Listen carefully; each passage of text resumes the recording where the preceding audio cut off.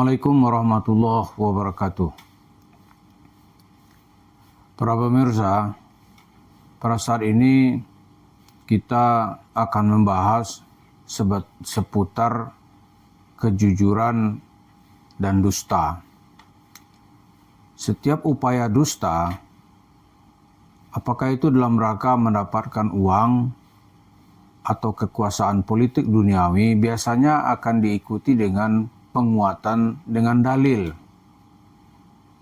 Dalil itu bisa saja cerita-cerita, bisa juga nanti diungkapkan seolah-olah itu suatu fakta. Di Indonesia, cerita-cerita seperti itu tentu sudah banyak kita kenal.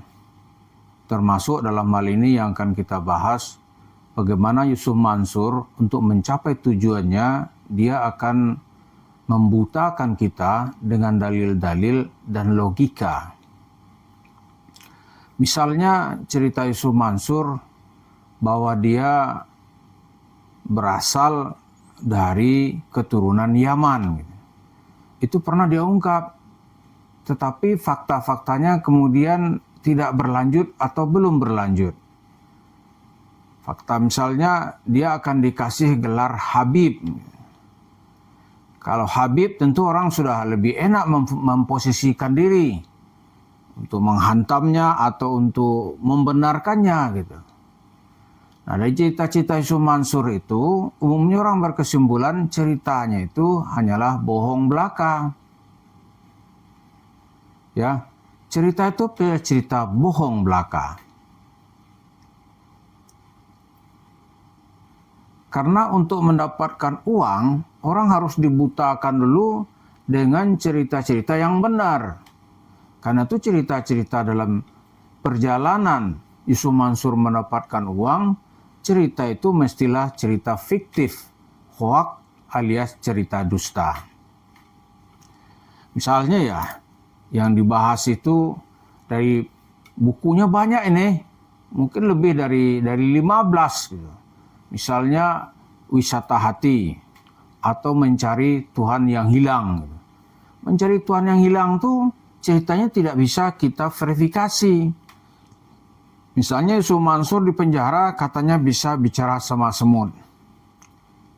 Terus apa dia sendiri saja yang bisa bicara sama semut? Orang lain apa nggak bisa bicara sama semut? Oh nggak bisa, aneh aja gitu. Itu ada tujuan tertentu. Ya kan, dia bisa bicara sama cicak. Itu tujuannya nanti ketika dia membahas cerita-cerita agama yang di luar nalar, gitu, orang harus memahaminya dan orang harus menerimanya. Kemudian ketika dia ingin mendapatkan uang, dan ternyata benar sekali, cerita-cerita itu ampuh gitu. Dia sukses mendapatkan uang sedekah. Dari cerita sedekah ini, kemudian berlanjut, ya kan? Kemudian berlanjut, bagaimana mendapatkan uang dalam jumlah miliaran. Misalnya dia meraup uang dari jemaah masjid kota wisata Cibubur itu, yang saat itu berjumlah lebih kurang 55 miliar rupiah. Ya kan? 55 miliar rupiah ini, mungkin kalau dikurskan ketika itu tuh, ya satu dolar itu kan 10.000 zaman itu. $1 10.000, maka dia telah mendapatkan uang lebih kurang 5,5 juta US dollar. Itu adalah bukti ya untuk membenarkan cerita dia biar dia layak dipercaya gitu. Layak dipercaya. Tapi begitu orang mempercayainya, dia tidak membuktikan janji kepercayaan. Ternyata dia hanya menjual orang-orang yang menghafal Al-Quran, dia menjual cerita-cerita rumah tahfiz Quran. Karena dengan rumah tahfiz Quran itu dia akan mendapat proposal gitu. Itu yang terjadi. Nah, dari cerita itu kemudian berkembanglah kasus-kasus gitu. Memang Yusuf Mansur mendapatkan uang itu dengan cerita yang sangat luar biasa. Dari uang itu kemudian, ya dia nggak membangun cerita bisnis seperti yang diceritakan itu. Lalu dia bangunlah ya warung steak and shake dengan pelaksana utamanya ya itu Jody nama yang kita kenal. Jody itu. Dengan Jody ini kemudian dia memiliki warung steak yang jumlahnya ratusan gitu. Ketika ditanya oleh Hotman Paris itu modalnya dari mana, Ustaz? Dia mulai gelagapan gitu. Gelagapan dia. Oh, itu anak-anaknya jualan kosmetik.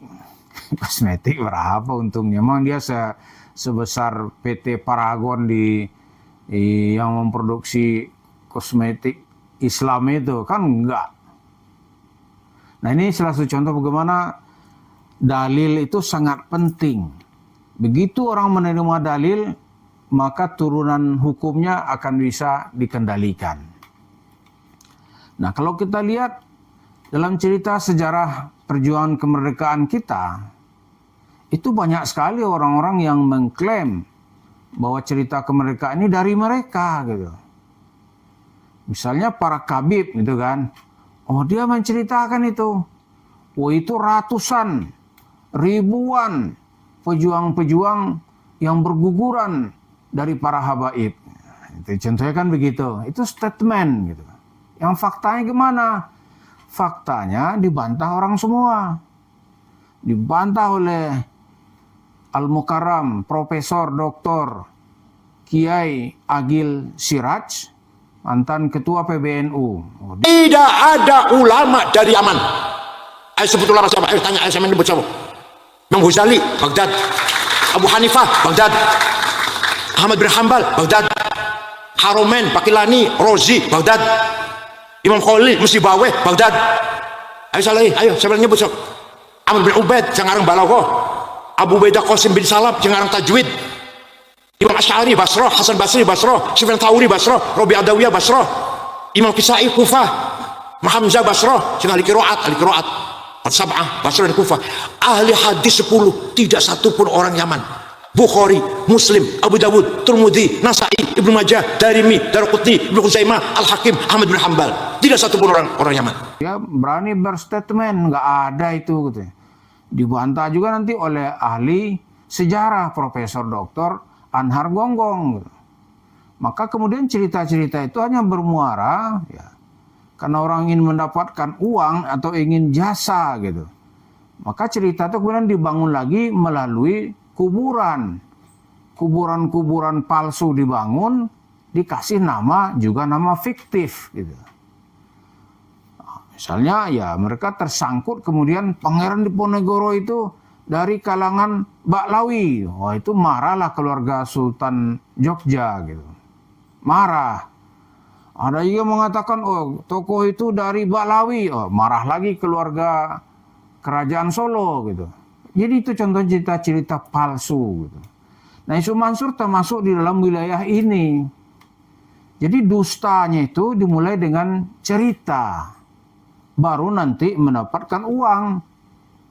Karena nggak mungkin mendapatkan uang dengan tidak memulai cerita dusta gitu. Jadi cerita dusta itu adalah langkah pertama, karena dengan dusta itu mematikan logika. Karena itu dalam beragama kita disuruh menelusuri kemana dasar atau dalil dari sebuah perbuatan.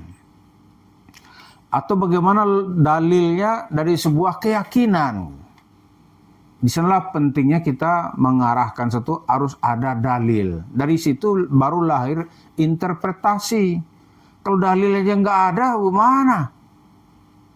Ini kemudian yang kita lihat bagaimana Yusuf Mansur sekarang ini dalil-dalilnya itu dipatahkan. Begitu dalil-dalilnya dipatahkan, cerita dustanya tidak mungkin bisa bersambung. Nah, begitu cerita dustanya sudah nggak ada, diserang di mana-mana, dia mulai gelagapan. Maka dia tampil di panggung itu sudah sesuatu yang mungkin sudah jarang gitu. Kenapa? Karena orang tidak mau lagi merangkai cerita di atas dusta. Maka itulah yang terjadi sekarang. Jadi Yusuf Mansur ya sekarang ini mungkin lebih baik dia berurusan dengan kasus-kasus hukum. Kemudian ya kalau dia masih punya nurani ya 1-2 nanti tentu dia harus wajib bayar gitu. Atau nuraninya makin besar ya nggak usah pakai pengadilan dah, ini aneh bayar, aneh kembaliin ya. Itu mungkin ada solusi gitu. Tapi kalau enggak ya orang kan nggak ada pilihan. Karena dusta itu adalah prinsip beragama pertama yang harus dilawan gitu. Maka Yusuf Mansur itu adalah wujud yang harus ditentang orang. Jadi kemana-mana ya jangan ada orang-orang yang bela-bela secara buta. Anda juga akan kena gilas gitu.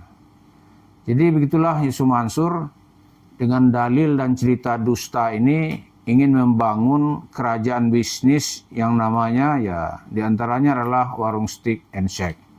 Maka kerajaan berikutnya yang akan kita sorot itu adalah bagaimana membangun uang di atas cerita kuburan. Demikian, terima kasih. Assalamualaikum warahmatullahi wabarakatuh.